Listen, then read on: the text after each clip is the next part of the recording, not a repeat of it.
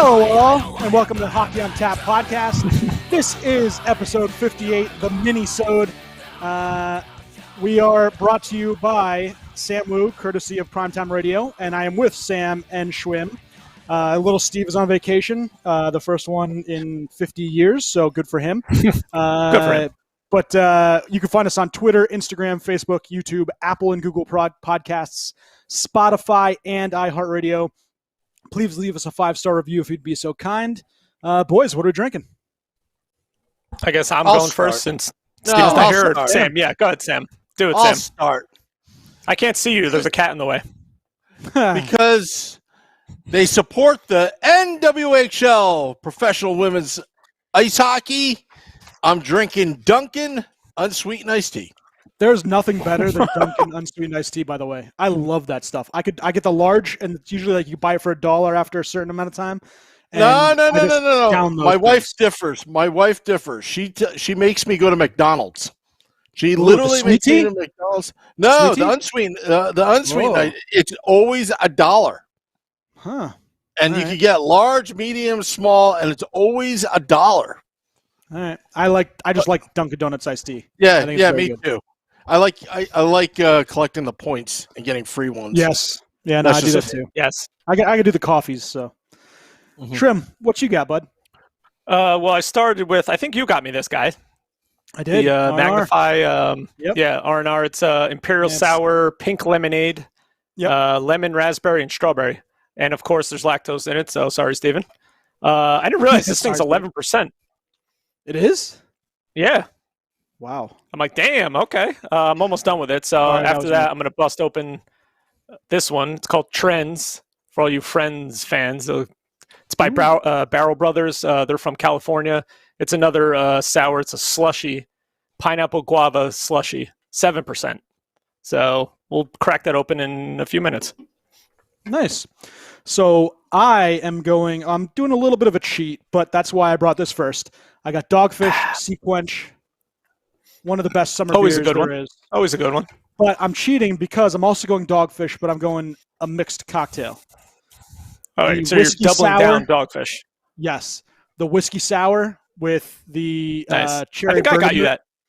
that. You got no. I've 'Cause had I bought these. a I pack bought of this it. at the store. Did I give you one?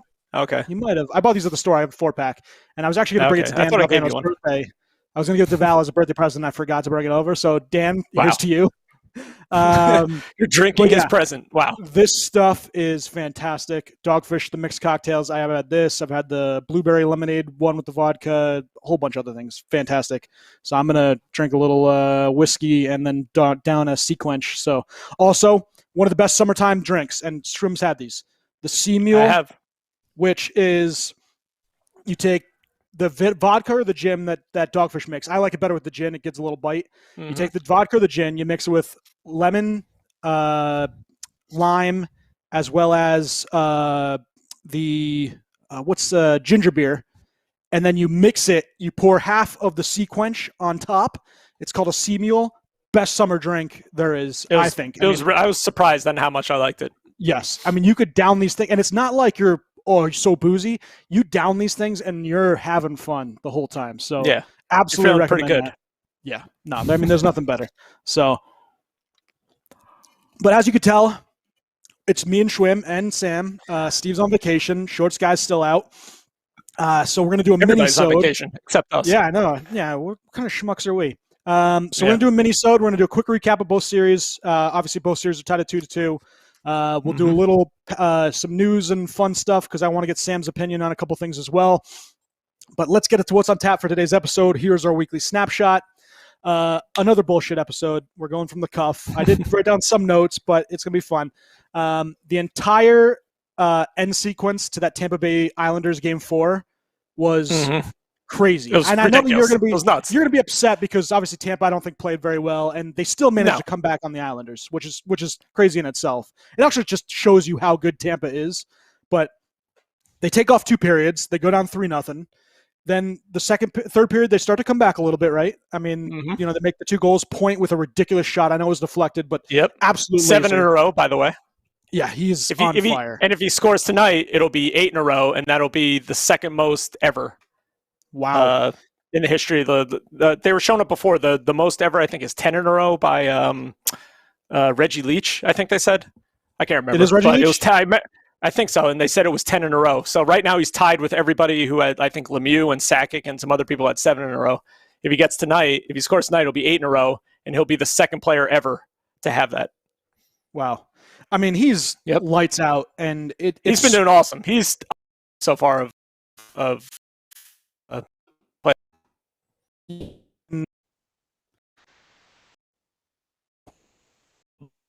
Dean froze. Yeah, I mean, I did freeze. Yeah, you just froze for at least it's me 15, 20 seconds. Oh, see, I thought it was you. Wow, that's maybe it's both of us on each other's end. Yeah, maybe it's just the Minisode. It's because of all the hecticness that's going on. That's why. Yeah, I blame Steve. It is his fault. So it is his fault. I'm actually texting all these guys, telling them that the odds on Steve can write money in our chat.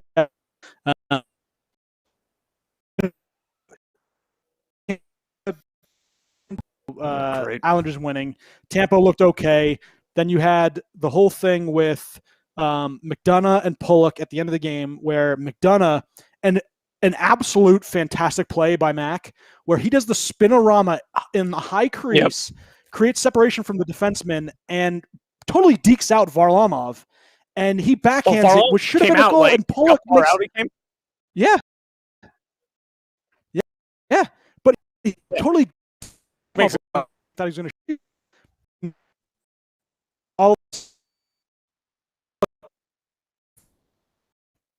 Sam Wu, what's going on here? Are you getting it? It's all patchy right now. Oh yeah, no, it's real bad. This is a fantastic podcast. Okay, so the same thing's happening on your freezing. End. Okay, real bad. Yeah, you're freezing, and then I freeze, and then I'm like, I'm still talking.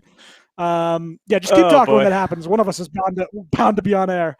But yeah, the Pulock with the save where he just blocks it. And I was trying to think, what's like the best save by a regular player with the goalie still not pulled? The goalie's still in net, but where like a guy comes across and makes a ridiculous save. And I have the save. It's gold. That's gonna be one of them. That one's gonna be. It's one of them. You're gonna see that replay for years and years and years to come. But I have the save. Guaranteed. It's Goldberg in Mighty Ducks 3, where he dives across the crease and hits him in the chest. That's got to be it, right? Number one.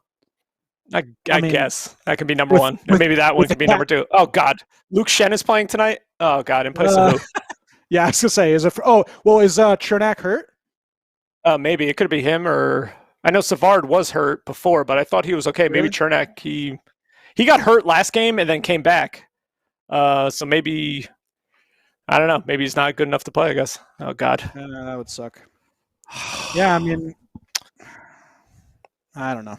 It's this whole series, the whole playoffs has been fun, watching it and going through and finding out, what's going on with the different players and injuries and stuff. And we talked about McDonough, Pulock. Obviously, what's your view on the series quickly for Tampa and Vegas? I mean, Tampa and Islanders. Yeah, I mean, it's been kind of back and forth. I mean, the first game, obviously, Tampa was they were hot garbage, and they still only lost 2-1.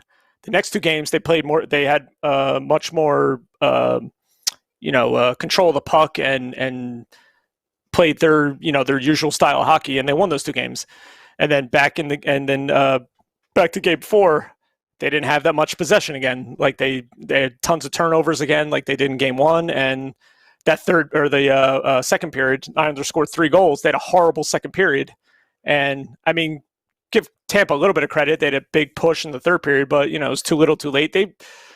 I was watching that game, and I'm like, oh, okay, maybe they'll tie it or something. But I'm like, they don't deserve to win this game. So the way it ended, obviously annoyed that they lost, but they didn't deserve to win that game the way they played. They didn't play good enough.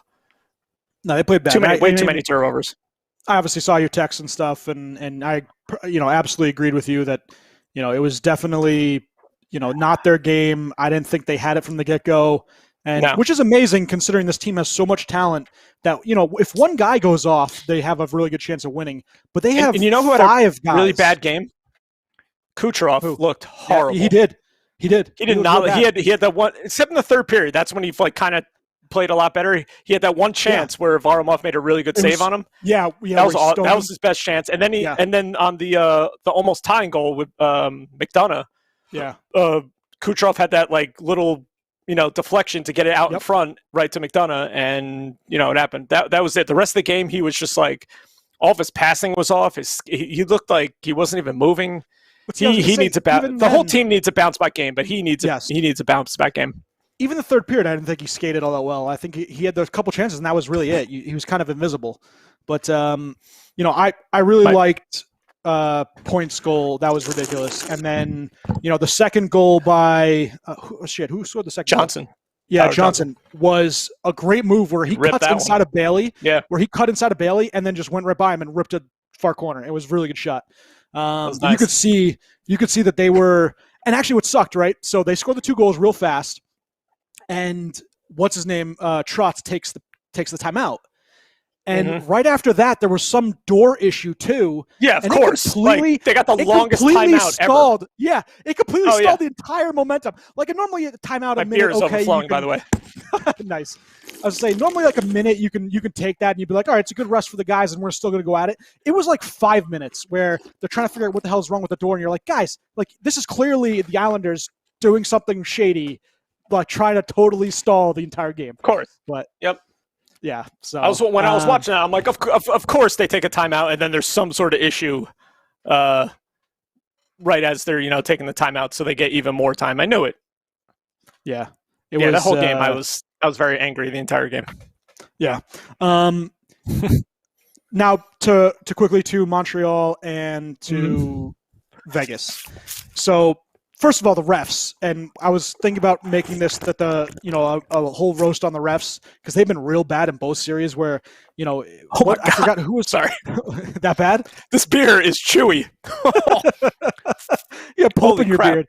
It's like it says slushy, and it really is a slushy. I'm not even joking.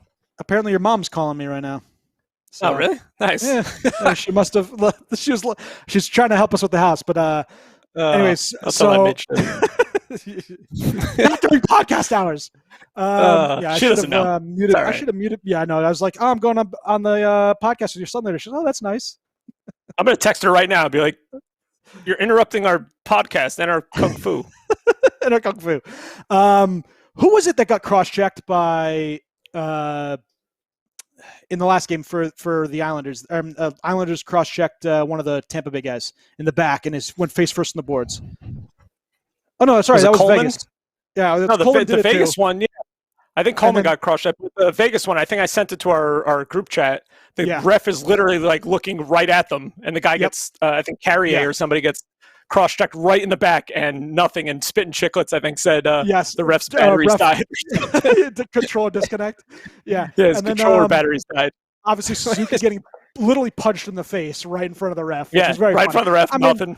Those two were going at it for a while there. There was a little scrum, and they were pushing, shoving, and then he gave him the punch to kind of end it. And I was like, all right, just take them both to the box. Like, do something here. But yeah, the refs have been totally bad this whole series. And then on the other side, you have Montreal, who goes up, 2-1. They playing very well. You're seeing a whole, just in general, bombardment of Montreal on Vegas.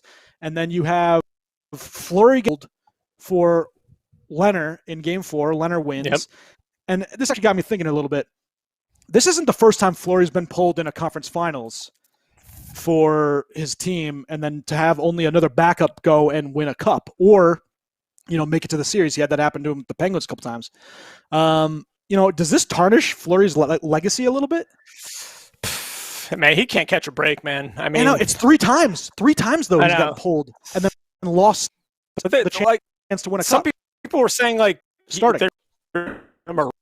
Is that true? Uh-oh, Sam. Here we go again.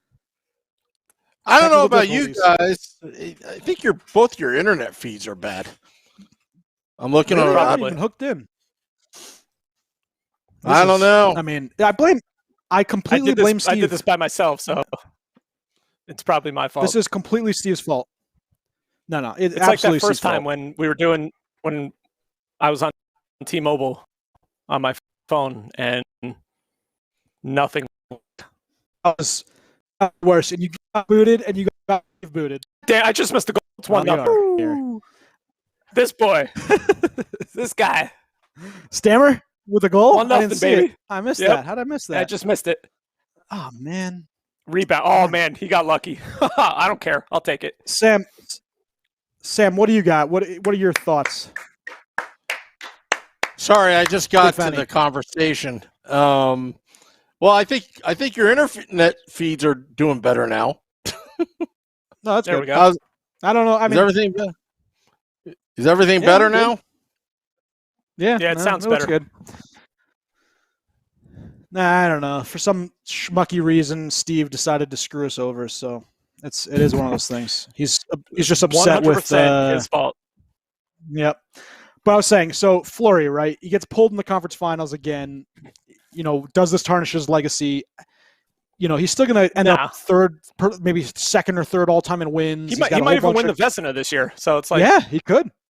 I think he could. I think he definitely. You could. really think he beats Vasi? I think it's possible. Yeah, I mean, I would still pick Vasi, obviously, but I think you never know. Yeah. And then also, I was going to say, the coach, you've Deschamps, who has on COVID and is now, he missed 2 games already. Luke Richardson with his first win in a cup, actually his first win ever as a head coach. He comes in, he's doing pretty well. We will see Deschamps later. But, this whole series, like I said, back and forth. They changed the goaltender. It's obviously, kind of changed the way the Vegas plays a little bit.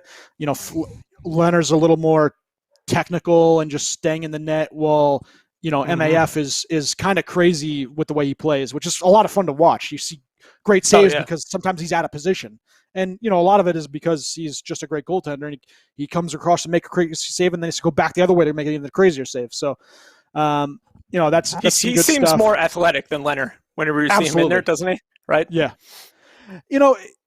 Obviously, Fleury reminds me a lot of Hasek, while Leonard reminds me a lot of like a Brodeur, where it's just a bigger guy and then kind of just stationary. I know, Brodeur had some crazy saves too. Technically sound. Yes, yeah. I would say the same thing with Hank. Hank was more technically sound, but Hank did make the flashy save every now and then because he did just crazy athletic. But yeah, it's a lot of fun to watch. It's a good series. We are watching Tampa Islanders right now. Tampa 1-0 on a Stammer goal off a rebound. 4-0 shots in favor of Tampa, obviously. 2 minutes and 30 seconds into the first period. So they are in Tampa. Obviously, it's good for the boys in blue to be back home. I know the island was rocking. The barn was crazy. Big time. I mean, those guys. I got to give it to them. Islanders fans, despite I don't like their team, they are crazy fans, and they are legit hardcore, and they want to be there, and they're cheering on their team no matter what. You even see when they get down, they're still, there's still Islanders chants, and it's a good place to go watch a game. It's almost like a soccer match. There's like nonstop chanting throughout the entire game. That's what I'm hoping Seattle's going to be like, because I really do think Seattle will be like that too. Speaking of Seattle, did you see former Tampa Bay Lightning JT Brown? He's going to be their commentator. Yeah, with what's his face, John Forsland. Yeah, that's pretty cool. I never has he done anything in broadcasting yet? I don't think so. I don't know. I mean, I thought he was actually just playing as of last year, right? They said he just retired. He only played 7 seasons. He's retired from hockey, and now he's got a job with Seattle.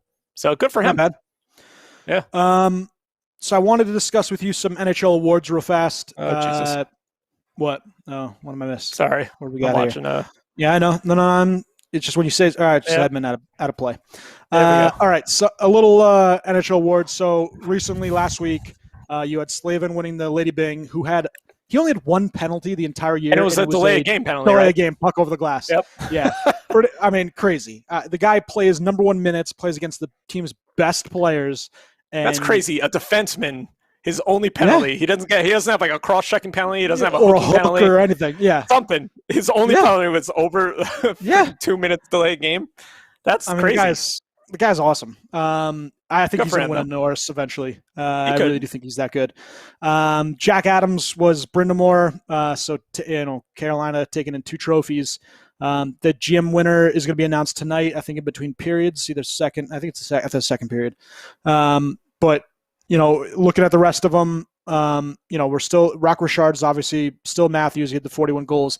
The King Clancy went to Pekka Rinne, which is the leadership on and off the ice. So that was a good win for him. PK Subban was also in the running for that as a finalist. Bill Masterson Trophy went to Oscar Lindblom for obviously his, perseverance through cancer and coming back at 2019 season, Ewing sarcoma. Awesome story for him. Willie O'Ree went to Kevin Hodgson, who was the Heroes. I think we talked about that one. We talked about Jack Adams. Selke went to Barkov, which I think was great. This is the first time that he's got it. Yeah, obviously Bergeron and Mark Stone. Bergeron has always been there. He's he could be nominated for that every year. But Mark Stone, and I know everyone sees it now how good he is, but just his combination of offense and defense, he might be my favorite forward to watch in the NHL. He's that good. Just his ability to read and take away passes and plays, it's fantastic. And Barkov is incredibly good. Yes, Barkov is one of. I think Barkov's one of the most underrated players in the league. Easily. Yeah. For the GM award, it's going to be between Marc Bergevin, Canadians, Lou Lamoriello, the Islanders, and then Bill Zito, the Panthers. If I had to choose, I think I would take Bill Zito and the Panthers, only because Lamoriello's team did go to the conference finals last year, so it's nothing new. Yeah, you expect them to be good. Yeah, he did make a good trade in the trade deadline for Palmieri and for Zajac. They've played dividends for this team, especially with Anders Lee out. And then Bergevin, everyone was killing his decisions up until this point. He does have a lot of good track. Have a very good track. To fully signing was fantastic. Actually has been really good for them, so not too bad. You have anyone? I agree. I like Bill Zito. I don't think he probably won't get it, but I think Bill Zito. He had a ton of. They lost like a ton of guys, and he signed a bunch of and that Sam Bennett trade was a really good trade, and all the stuff he did. He's been really good. And Florida. Oh my God! Yeah, that was a good signing. So I mean, you expect Florida made the playoffs last year. They made the that initial first preliminary hockey, whatever the hell that was called. But you didn't expect them. They almost won the division. They had a really good season. So I don't know. I would pick him. That's just my opinion. But I don't know. It'll probably be Bergevin or Lamoriello for some reason. Yeah, I know. So they're still yet to announce the Calder, which is between Kaprizov. Ooh, 5-1. Calder Memorial is still yet to be announced. That's Kaprizov, Nedeljkovic, and Jason Robertson. You have the Hart, which is McKinnon, Matthews, and McDavid. Yeah, I know. That's the easy one. But still, you have the James Norris, which is going to be Adam Fox. That's not the easiest one. It's going to be Adam Fox. You also have obviously Hedman and Makar.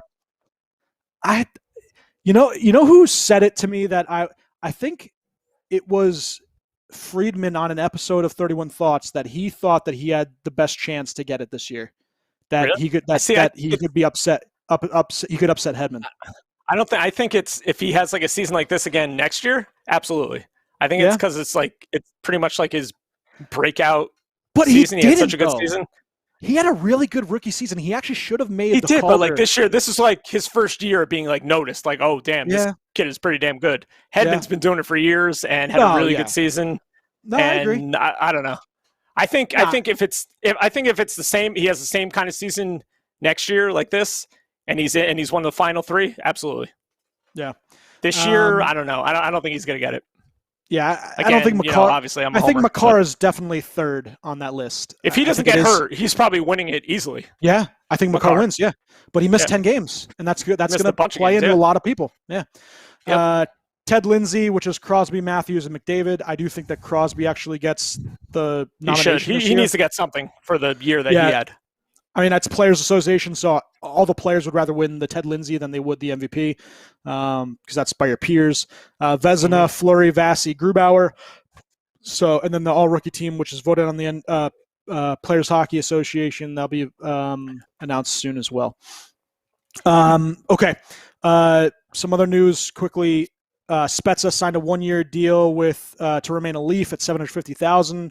They're going old again. I don't know why, but they're doing it. I don't know. If they sign Jumbo and Simmons again, they don't know anything about hockey. Spezza's, I don't think that's that bad of a signing. For making the league minimum, he had a decent season. He's the best of those three. Oh yeah, if he signed a deal, say he signs a deal last offseason for like 1 point whatever million or something like that, and he has the kind of season he has, then okay. But if he's signing for league minimum and he produces like that, then that's a win. Yeah, agreed. You had Blake Como re-signing with the Stars, and then you had Riley Stillman signing with the Chicago. Okay, so some rumors, and this is where we're going to have some fun. Oh, yeah. Apparently there's possibly a Kuznetsov deal coming soon from the Caps. There are rumors that it could be a team out west. This I saw a couple places, so we'll see where he goes. Eichel. The team names, Rangers, Knights are a new one that just came up, that the Knights could make an Eichel deal. The Kings and the Ducks. I did see that the Kings said that they would be out of it, or there was some, we're not going to go after a big name. They're going after the guy. They want a top 6 center. Same thing with the Ducks, but they don't really want to trade Zegras, so we'll see what happens with them, but Rangers are still in it. Eichel's still not permitted by the Sabres to talk with teams about his injury, which is the only crazy thing that I hear. If you're going to deal a guy, you have to tell the teams what's going on with his health. Yeah, I think they would want to know that. And they really want to. Oh yeah, and they want to make a trade before the draft, before the not only the NHL draft, but I'll say also the expansion draft, because you can keep these players or not even have to worry about keeping these players. So I do think it's going to happen before July. I think it'll happen before the Stanley Cup Finals, which is a lot. Elliot Friedman also thinks. Yeah. Ristolainen, and Sam, are you around? I wanted to talk about him. There's rumors, and Steve too. I wish he was around, but there's talks about both the Devils and Penguins going hard after Ristolainen. And I kind of like it for both teams. Penguins do need some help on D. I don't think they're anywhere near where they want to be in terms of core. Maybe Steve's listening. He can write in about how much he doesn't want them. But the Devils also going after Ristolainen, which I think could be good for their D-core as well. Reiner, there's talks about maybe the Canucks being interested. This is a name that I hadn't heard about yet, but what do we got here? It's still 1-0. Just 11:35. Yeah. No, it's okay. I want to make sure that I'm not missing something good, even a fight. Try not to yell out like I normally do. No, I want to hear the yells and the boos and the cheers. There'd be a lot of expletives, and I don't want to. This is a family show. Exactly. Yeah. We have young ears. So what was I going to say? I was trying to think. Oh, this is a name that I had not heard linked with the Rangers yet, but I think it was. I want to say it was Pierre LeBrun that said something like this: the Rangers and Mark Scheifele. I would take him in a heartbeat. Absolutely. Anybody would take Scheifele. You kidding? No, but I mean, if Winnipeg was really looking to make a deal and change things up, and they thought that maybe they could deal a center and I would deal Capo Caco for him immediately. That's what I was going to say. Who are you okay with? Are you okay with giving up Caco or whoever? I wouldn't give Lafreniere, but I would give Caco, and he's a 27-year-old, 28-year-old center who's top 10 easy, maybe even top 5. He's that good. And I know that the hit in the playoffs kind of left a bad taste in people's mouth, but as a number 1 center, you can't get any better than him. So please. if that's even a thought of the Rangers being able to do that, because it's not Barkov's not going to happen. I know Steve's been saying this too. No. He's not leaving Sunrise. I think that he's there to stay. He's going to get a contract extension. He likes it down there in Florida. Obviously, Eichel's going to cost way too much, I think. And you look at some of the other centers who's available. We talked. I sent that link for Pettersson. A couple guys on Rangers sites. What? You losing it? You there, Schwim? Uh-oh. You there, Schwim? Uh-oh. Yeah, so we talked about Rangers and Scheifele. I heard that Taylor Hall wants $7 million from the Bruins, so we'll see if that happens. Dougie Hamilton wants $8 million. See, I can hear Schwim. Huh.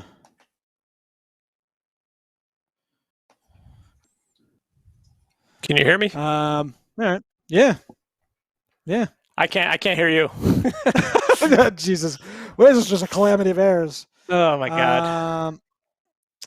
Well, you could just talk in the background and There's a friggin' Adobe update that just came up on the screen, and I clicked off of it, and now I can't hear anything.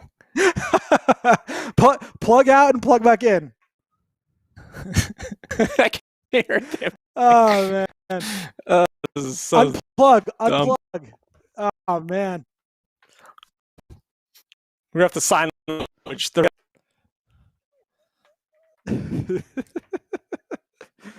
Oh man. It's just a calamity. Sam, Can you hear me? It is. Yeah. You hear me? Bad. Yeah, I can hear you. Yeah. Oh, are we back? All right, good. Jeez. Are you using Wi-Fi? Or are you connected? Are you connected with hardwire? I think I'm hardwired? using what's older than Wi-Fi. I don't know what's going on. Dial-up? Are you on AOL? This is good. AOL. Yeah. Instant Messenger AOL. Yes. Yeah, exactly. Oh my god. And I missed another goal. 2-0. Oh, I missed a goal too. I was too busy seeing what's wrong with Schwim. I gotta stop paying attention to the game. Exactly. Yeah, just keep talking to me, bud. Yeah. Okay. I was saying that Hall wants $7 million, apparently, according to rumors. Hamilton wants $8 million a year for a defenseman. Which, damn. I mean, you're talking about upper echelon. He is that good. Somebody will pay for that, but I don't think it'll be a team that he wants to play for. No, not at all. Buffalo, or I could actually see him going to Seattle.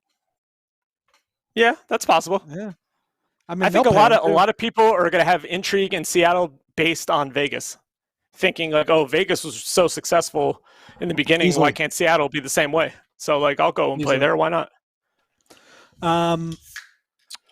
Hawks and Leafs both like Hamilton and Seth Jones. Nothing new there, but still some interesting stuff.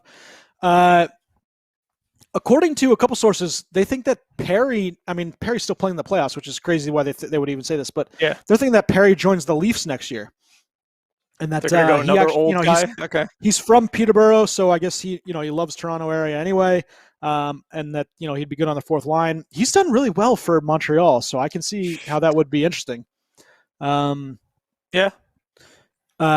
Pettersson, we said, looking at a Barzal deal, 3 years, $7 million per.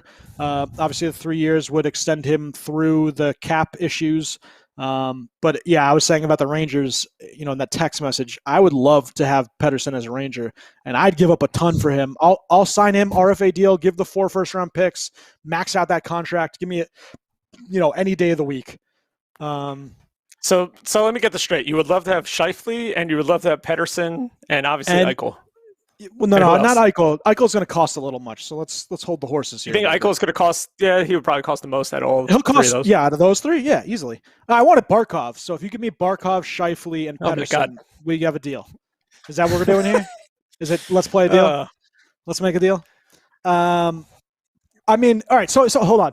If this could legitimately happen, hold on. If it's Pettersson RFA contract, you sign him for the max, you give the 4 first-round picks, okay, that's fine. Yeah. If you shipped for Scheifele, Kakko, and maybe God a couple prospects, probably a couple prospects, and probably another pick, they're going to want picks back. And if you send then to Florida for Barkov, Zibanejad, and who's our next best prospect? Would you give up Lafreniere and Zibanejad for Barkov? That's a tough one, right? I don't know.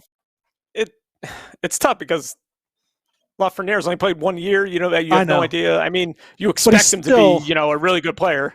Yeah. I don't know. I don't think you can do that.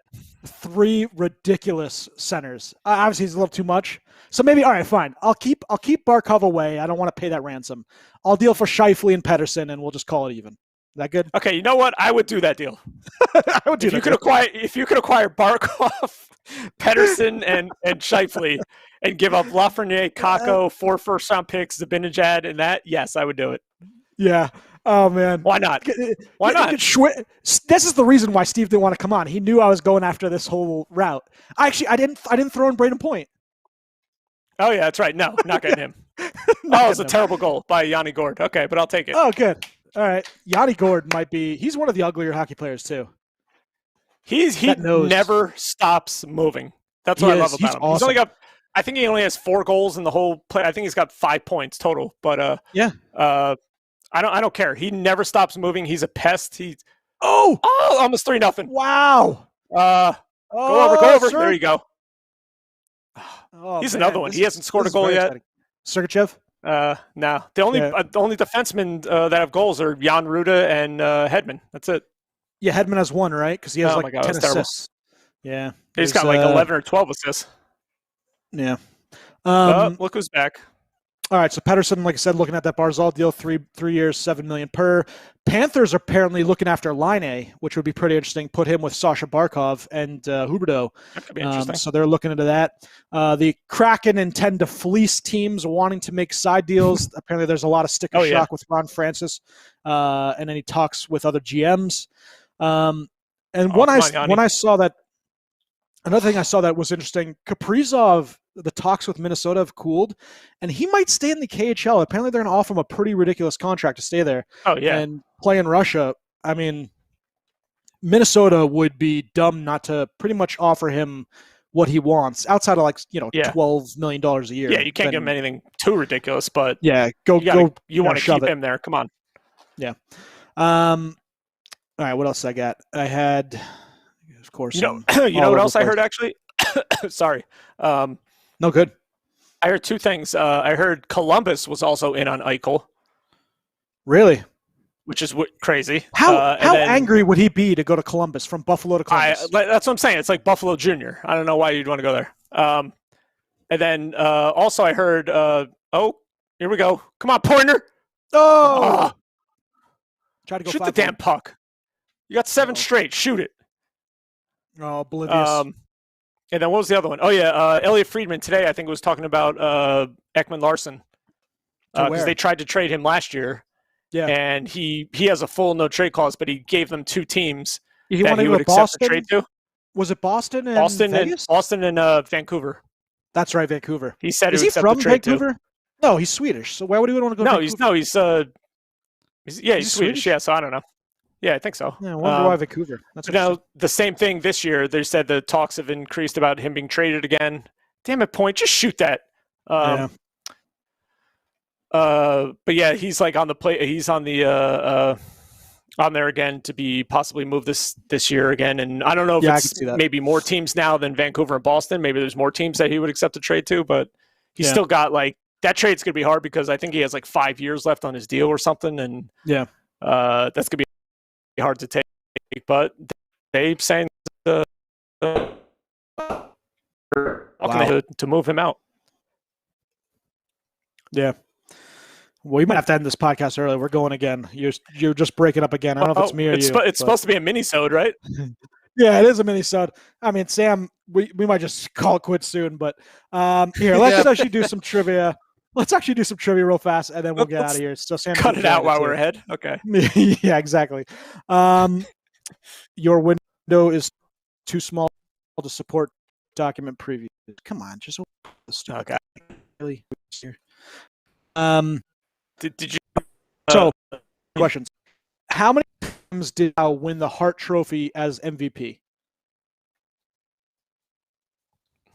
Did I just break up? I didn't get any of that. Did I lose you guys? Yes. I got it. I can still hear you. Yeah. How many times did Gordie Howe win the Hart Trophy as MVP? Oh shit. 4. Higher. 8. Yeah, I was gonna say 5 or 6. I'll go 6. 6. Nuts. 6 times. Who is the last goalie to ever play every game for his team in a single season? So he played all 82 games. Jesus. It's got to be somebody from way back in the day. There's no way. Was anything recent? It's an older gentleman. Ugh.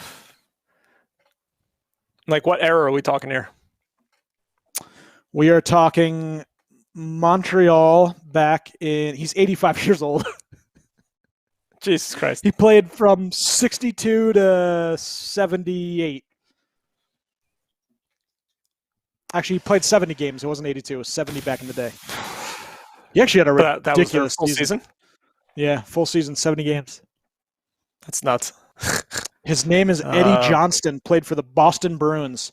He went 40-12 and played 70 games. That is absolutely crazy. Okay. All right. What is the highest number of goals Alexander McGillney scored in 1 year for the Buffalo Sabres? Where's JJ? 73. 73.